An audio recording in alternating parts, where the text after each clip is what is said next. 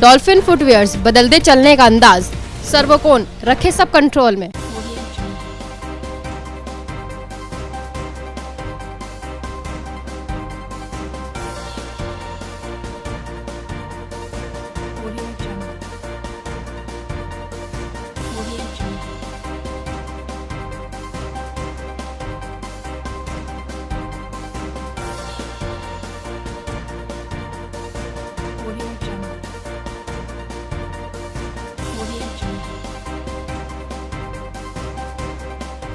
Hello viewers, welcome back to Face News. आज हम मौजूद हैं स्पोर्ट्स कॉन्क्लेव 2020 में, जिसके चीफ गेस्ट आज हमारे साथ मौजूद हैं सुनील यादव जी।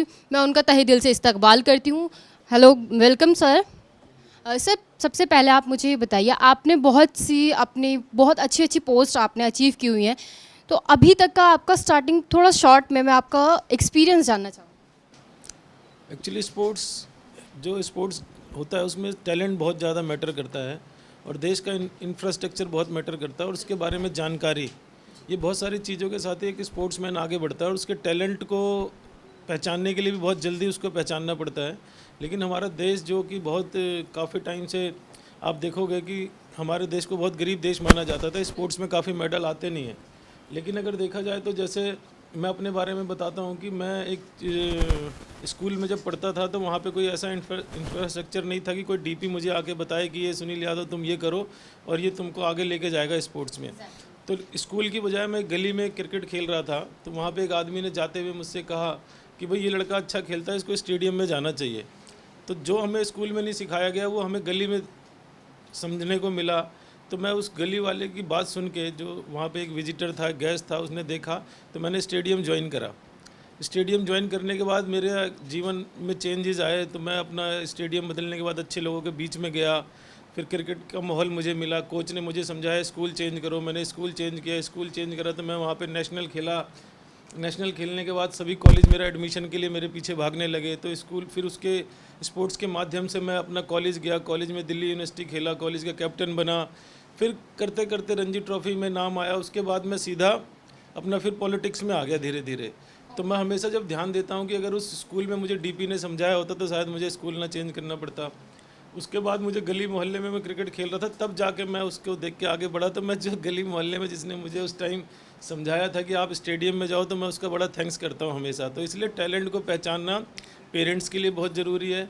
जब वो स्कूल में जाता है तो उसके जो स्टाफ कोचेज़ वगैरह होते हैं उनके लिए बहुत ज़रूरी है। अगर वहाँ नहीं तो स्कूल में कोई ऐसा स्टेज होनी चाहिए जिससे कि लोग टैलेंट को पहचान के उसके अकॉर्डिंग उसको गेम सेलेक्ट कर सकें। अब आप यहाँ पे आए हैं स्पोर्ट्स कॉन्क्लेव में एज अ चीफ गेस्ट, आप कैसा महसूस कर रहे हैं, या आप जो यहाँ पे भी हमारे गेस्ट हैं और जो हमारे टीनेजर्स भी हैं बहुत से जो खेल रहे हैं चैम्पियनशिप्स में भी, उनको क्या आप मैसेज देना चाहेंगे? जैसे मैंने लिस्ट देखा, काफ़ी बड़े बड़े प्लेयर्स आए हुए हैं, मैं तो उनके आगे कुछ भी नहीं हूँ, लेकिन वो काफ़ी ऐसे गोल्ड मेडलिस्ट भी हैं, नेशनल अवार्डी हैं, अर्जुन अवार्डी प्लेयर्स आए हैं यहाँ पे अपने अपने फील्ड में। अलग अलग डिफरेंट प्लेयर्स हैं वहाँ पे, अपनी अपनी फील्ड में उन्होंने अच्छा काम किया हुआ है और उनको किसी को प्रेसिडेंट से, किसी को प्राइम मिनिस्टर से अप्रिसिएशन और काफ़ी सारे अवार्ड्स उनको मिले हुए हैं।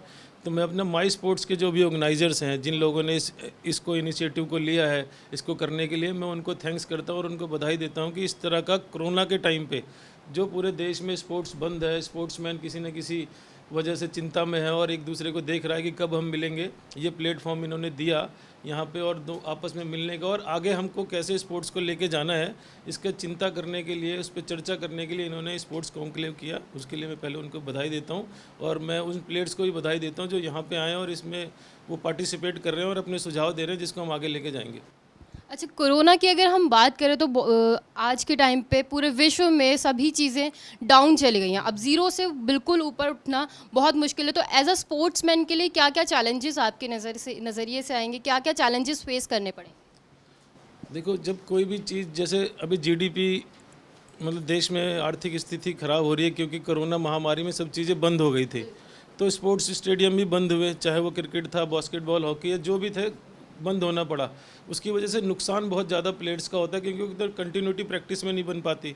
दूसरा, मानो हम क्रिकेट से एग्जांपल लेते हैं, अंडर 14, अंडर 16, अंडर 17, 23, ये कुछ ईयर के हिसाब से स्पोर्ट्स होते हैं। तो जो अंडर 14 खेल सकता था लेकिन वो इस साल की वजह से उसका स्किप कर गया और वो अंडर 15 चला गया। तो हो सकता है ऐसे लाखों क्रिकेटर्स या लाखों स्पोर्ट्समैन हो जो एक साल ख़राब होने की वजह से वो आगे उनके स्टॉप हो गया होगा या मौका नहीं मिल पाएगा।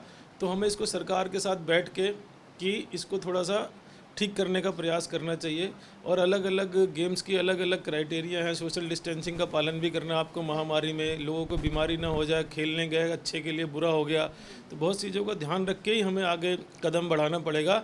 उसके सुझाव अगर जो यहाँ से आएंगे उसको इम्प्लीमेंट करने के लिए स्पोर्ट्स मिनिस्टर से हमें टाइम लेके उनको सुझाव के तहत जो अच्छे सुझाव होंगे उनको इम्प्लीमेंट करने के लिए हमें स्पोर्ट्स मिनिस्टर से मिलना पड़ेगा और उनको बताना पड़ेगा कि आगे आने वाले टाइम पे स्पोर्ट्समैन के साथ क्या ऐसी पॉलिसीज़ बने कि उनका साल जो ख़राब हुआ है वो उसको आगे ले जाने में सहायक बने। Okay, thank you so much sir, बहुत अच्छा लगा आपसे बात करके। तो ये थे हमारे साथ बहुत से स्पोर्ट्स पर्सन जो कि आज हमारे स्पोर्ट्स कॉन्क्लेव 2020 में मौजूद थे और हमारे यहाँ के चीफ गेस्ट भी थे बहुत ही, जिनसे आपसे हमें बात करवाई।